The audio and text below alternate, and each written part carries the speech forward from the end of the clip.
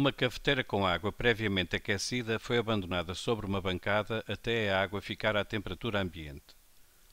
Conclua justificando se a taxa temporal de transferência de energia como calor, através das paredes da cafeteira, aumentou, diminuiu ou se manteve constante desde o instante em que se abandonou a cafeteira com água sobre a bancada até o instante em que a água ficou à temperatura ambiente. Vamos fazer uma revisão sobre a transferência de energia por condução e lei de Fourier. Voltaremos para resolver esta questão. Vamos fazer o estudo sobre a lei de Fourier. Se tivermos um corpo com dimensões apreciáveis a uma temperatura TA e um corpo com dimensões apreciáveis a uma temperatura TB, de tal modo que TA maior que TB, se nós ligarmos estes corpos por uma barra condutora, uma barra que seja condutora térmica, vai acontecer o seguinte: vai haver transferência de energia por condução da fonte A para a fonte B através deste material. Ou seja, vai haver aqui uma taxa temporal de transferência de energia sobre a forma de calor por condução. É este Q aqui sobre ΔT. Chama-se taxa temporal de transferência de energia sobre a forma de calor por condução. Q sobre ΔT.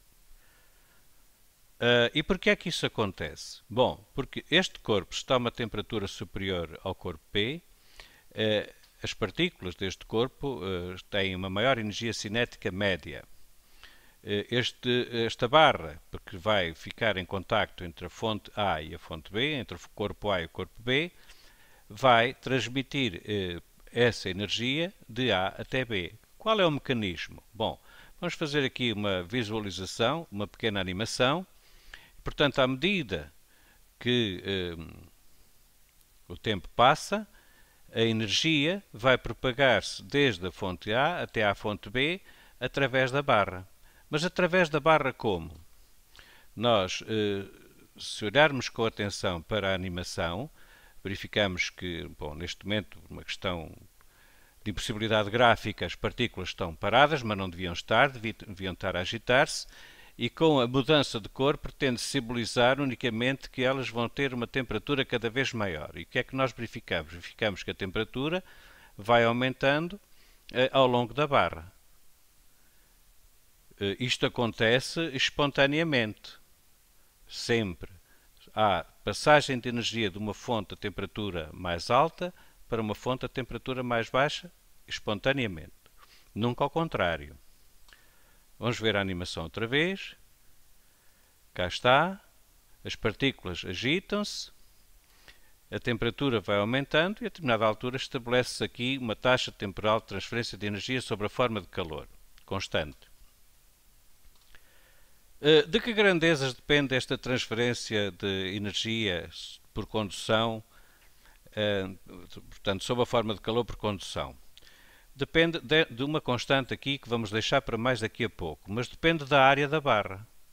Repare-se que o A é a área da secção da barra perpendicular à direção de transferência de energia. É esta secção aqui. Se a barra fosse um paralelepípedo quadrangular, a área seria um quadrado. Portanto, este A seria um quadrado. O que é o L? Bom, o L é o comprimento da barra. E ΔT? ΔT é a diferença de temperatura entre a fonte TA e a fonte TB.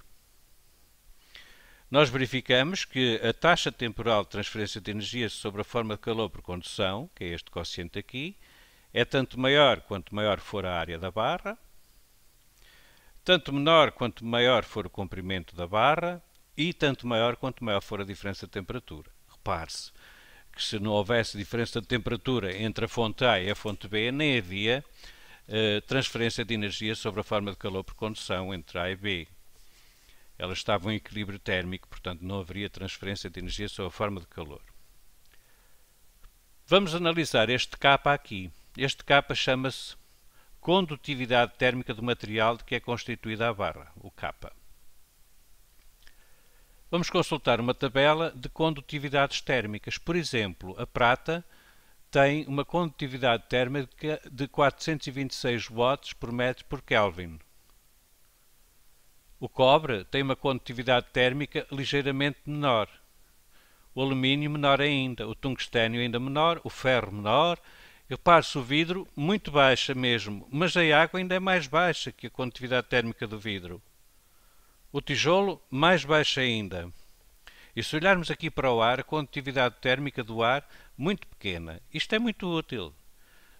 Repare que quando nós estamos à lareira, se o ar tivesse uma condutividade térmica elevada, nós não conseguíamos estar perto da chama ou da lenha que está incandescente. É o facto de a condutividade térmica do ar ser baixa que faz com que nós possamos estar à lareira. Temos aqui, por exemplo, mais espuma de poliuretano 0,020. Chama a atenção que esta espuma de poliuretano se introduz hoje como isolamento das habitações mais recentes. Mas quando não havia ainda estes materiais, estes novos materiais, era vulgar ouvir os construtores dizer que fizeram uma casa com paredes duplas. Qual era a finalidade da parede dupla? Não era para já tornar a casa mais estável, obviamente, mas a parede dupla tinha uma caixa de ar no meio. A caixa de ar era para quê? Era para que o ar, naturalmente, que se lá encontrava, fosse um isolante. Ou seja, tendo uma capacidade térmica, aliás, uma condutividade térmica baixa, servia como isolante. Ninguém iria, com certeza, meter, por exemplo, cobre entre as paredes. Porquê? Porque tem uma condutividade térmica elevada. Elevada, quer dizer, comparada com o ar. Portanto, esta grandeza física, condutividade térmica, é muito importante, por exemplo, na seleção de materiais quando queremos proceder a isolamentos. Ou até na confecção de vestuário. Porque se nós utilizássemos vestuário com condutividade térmica elevada, não era confortável usá-lo, por exemplo, num dia de muito frio. Porque haveria muita condutividade, muita transferência de energia por condução e nós arrefeceríamos facilmente. Convém que usemos materiais com baixa condutividade térmica e agora me recordo que quando vêm dias de muito frio, na televisão, os sistemas de informação costumam dizer para as pessoas vestirem várias peças de roupa. Ora, vestir várias peças de roupa é fazer com que cada camada de roupa fique algum ar, ou seja, é aproveitar aqui a baixa condutividade térmica do ar para nos protegermos do frio. Proteger do frio é fazer com que a energia sobre a forma de calor não passe de nós para o meio exterior, porque nós estamos a uma temperatura mais ou menos de 36,5 graus Celsius. Se no ambiente estiver uma temperatura de 0 graus Celsius, de acordo com a expressão, o fluxo térmico de energia por calor é tanto maior quanto maior for a diferença de temperatura. Então, convém que usemos materiais na confecção dos nossos vestuários com uma condutividade térmica baixa e que usemos várias peças de roupa. Para quê? Para que entre elas fique algum ar, ou seja, aliás estou a apontar para aqui, para o poliuretano, mas é para aqui para o ar, porque o ar tem uma condutividade térmica baixa. Voltando então à nossa animação, cá temos, há uma transferência de energia por condução, é muito importante porque nós sabemos que também existem transferências de energia por radiação ou por convecção. Esta aqui é uma transferência de energia por condução. Há um aspecto fundamental a reter. Repare-se que há transferência de energia sem haver transporte de matéria, como um todo. As partículas vibram em torno de posições de equilíbrio, mas não têm movimentos de translação ao longo da barra. Elas agitam-se e transmitem essa agitação às vizinhas, e é assim que se propaga a energia sob a forma de calor por condução. A reter, não há transporte de matéria como um todo. E pronto, penso que basicamente está explicada a lei de Fourier. Como vimos, tem bastante utilização na explicação de fenómenos do dia-a-dia e com certeza que nos ajudará a resolver alguns problemas constantes em questionários que nos possam surgir. Não valerá a pena estar a repetir, mas contudo realçar mais uma vez que isto é um quociente, é uma energia por unidade de tempo, portanto isto é uma potência, que chamamos taxa temporal de transferência de energia sobre a forma de calor por condução. É importante referir estas palavras todas. Taxa de transferência de energia sobre a forma de calor por condução é tanto mais elevada quanto maior for a condutividade térmica de um material, que neste caso esta expressão só é válida no caso disto ser aqui uma barra. Será tanto maior quanto maior for a área da barra. Isto penso que é intuitivo, porque se nós, em vez de uma barra com esta área, tivermos uma barra com área dupla, teremos mais partículas que possam fazer estes movimentos vibratórios e, portanto, maior quantidade de energia sobre a forma de calor por unidade de tempo irá atravessar a barra. Quanto maior a barra, menor esta taxa temporal de transferência de energia. E aqui sim a variação de temperatura, a diferença não é variação de temperatura, é a diferença de temperatura entre os dois extremos da barra. Quanto mais elevada for, maior é a taxa temporal de transferência de energia sobre a forma de calor por condução. Vamos então resolver o problema.